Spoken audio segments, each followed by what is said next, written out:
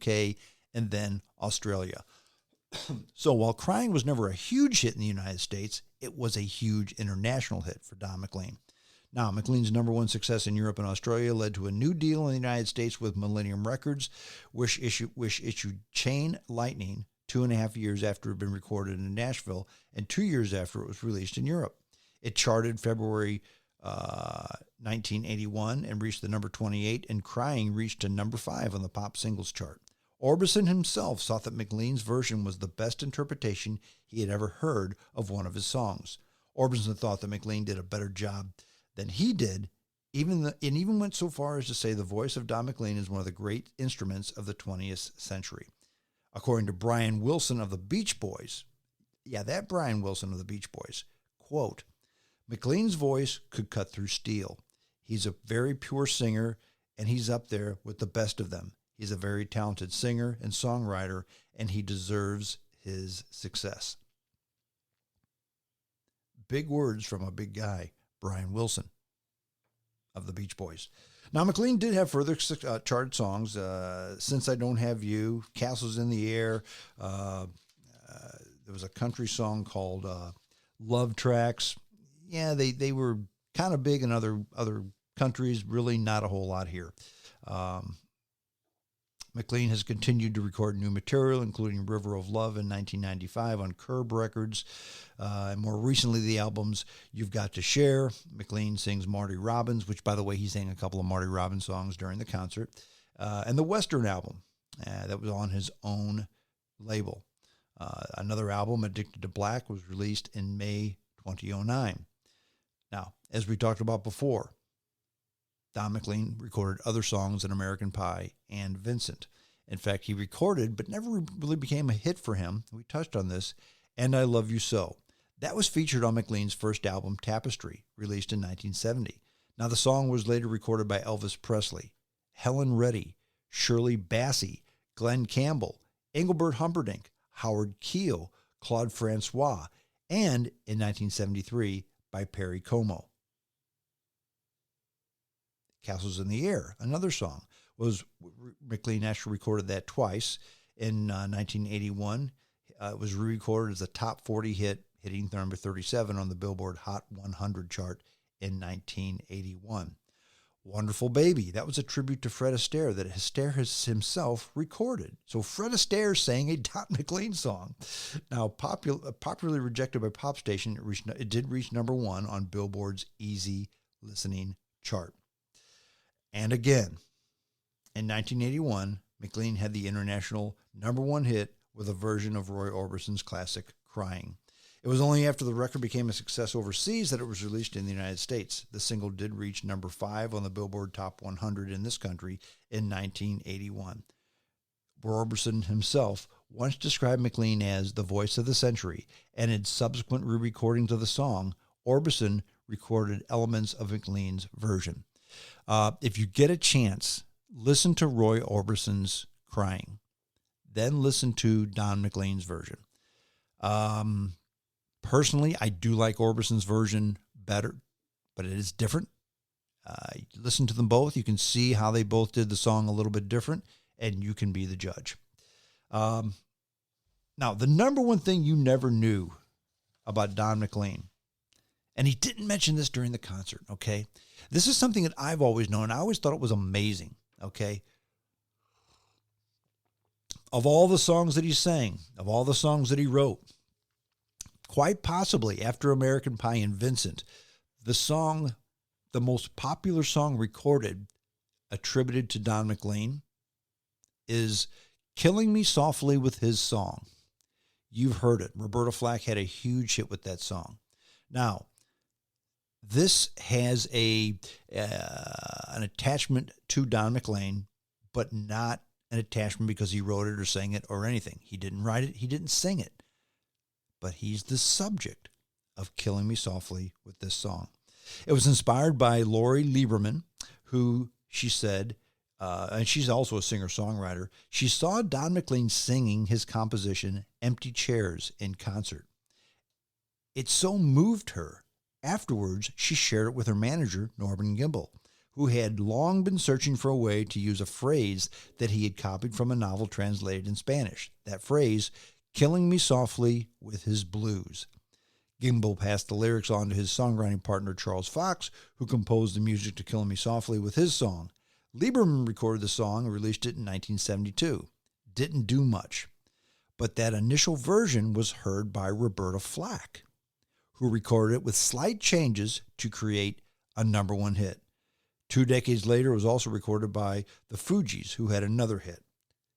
So the subject of Killing Me Softly with his song is Don McLean. McLean's albums didn't match, the later albums didn't match the commercial success of American Pie, but he did become a major concert attraction in the U.S. and overseas.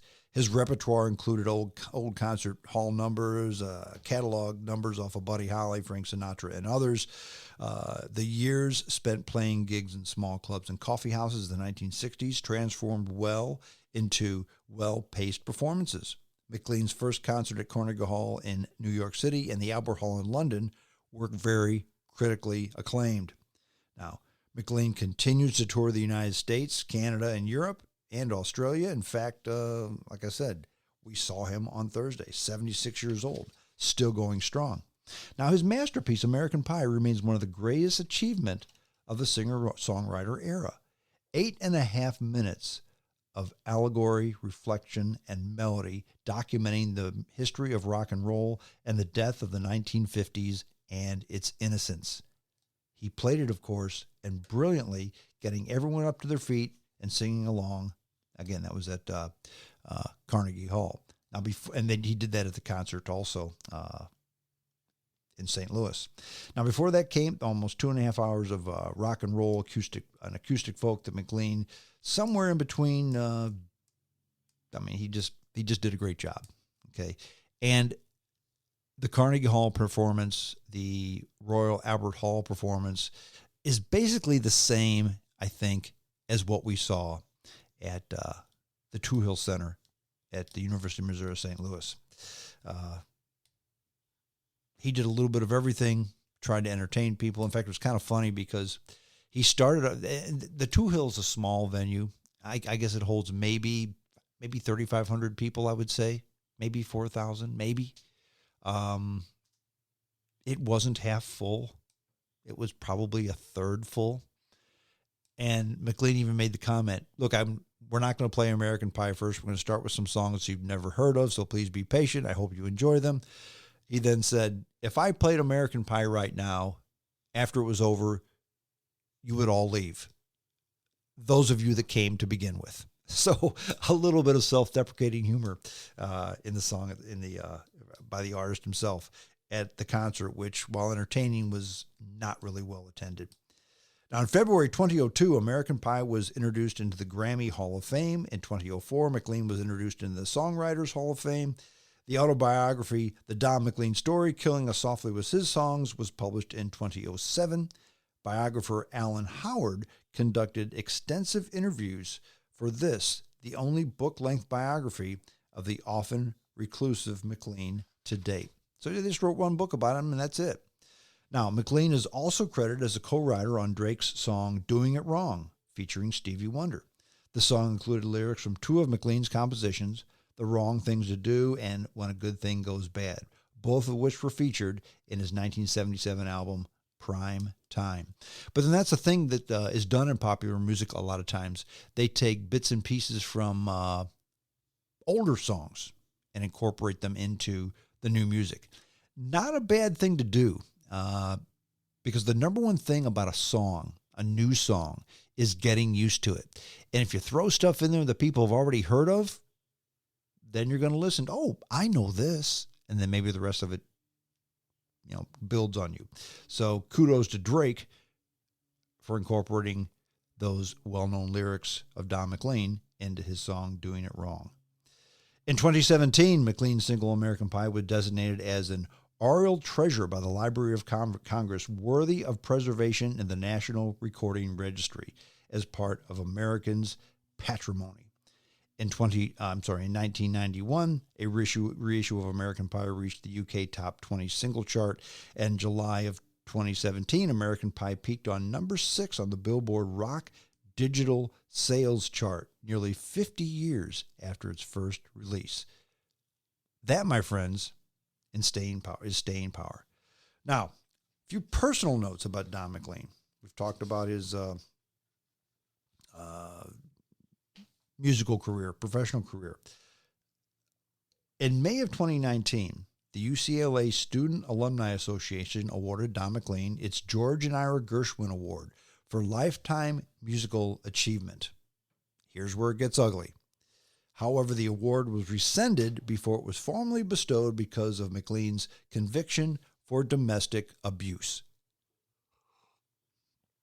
Now, in response, McLean issued a following statement, quote, UCLA awarded this Lifetime Achievement Award, and then they took it back because they found out about my squabble with my ex-wife. This has been all over the internet for 3 years. Are you people morons? This is settled law. Maybe I need to give you some bribe money to grease the college wheels. I am guilty of nothing to do with assault, and you'd better make that clear. We live in a dark age of accusations and not law. More of this a little bit later. But throughout McLean's career, artists such as Garth Brooks, Madonna, Drake, Josh Groban, and others have recorded his songs. McLean received a star on the Hollywood Walk of Fame on August 16, 2021, in the music category, and that's at the corner of Hollywood and Vine, in front of a restaurant called The Pie Hole. Good place to put it. Now, joining in the festivities was McLean's longtime friend, Weird Al Yankovic. Now, a little bit more on McLean's personal life and the controversies in his personal life. Normally, I don't like to do this, but I'm going to because I think there's a method to the madness here. McLean's second marriage was to a lady named Patricia Shiner, and she was from Montreal. They were married from 1987 to 2016, 29 years, a long time to be married. They have 2 children, Jackie and Wyatt, and 2 grandchildren, Rosa and Maya. Now, at the end of the marriage saw McLean arrested and charged with misdemeanor domestic violence stemming from an incident at their home in Camden, Maine. No other details of the incident were reported. Facing 6 charges, McLean pleaded guilty to 4 as part of a plea agreement. One of the 4 charges, domestic violence assault, was dismissed. For the remaining 3, McLean had to pay a $3,000 fine and was not sentenced to any jail time. McLean said it had been emotionally hard times for me and my wife, my children, and me. A very painful breakdown of an almost 30-year-old marriage. Our hearts are broken and we must carry on. Now, why do I bring this up? I'll tell you why. Don McLean is worth $50 million. Okay? That, my friends, is a lot of money. His ex-wife, Patricia McLean, accused him of physical, mental, and get this, financial violence towards me and my daughter. The son is never mentioned. Of course, she wanted the big settlement in the divorce hearings, okay? And the daughter, who's age 31, the mother and the daughter said proof that McLean is financially abusive is he cut his daughter off from financial support. Oh, by the way, when he cut her off, she was 31 years old. Now, I don't know if there was domestic violence there or not. I hope not. It's a private matter. If it was really that bad a deal, perhaps his ex-wife would have pushed it further. He paid $3,000 fines, which is a drop in the bucket, okay? Pleaded guilty to nothing important, okay? Maybe this was a plea bargain to make things look good. Maybe he really was a violent individual. I don't know. Nobody knows. Nobody knows except for the family. I will say this, though. If a mother and child say, look, this proves financial violence, which I don't know there is such a thing. Bottom line is you stopped supporting me. At age 31, the daughter was not supported anymore by McLean. All of my children but one are over 31. And I haven't supported any of my children for many, many years.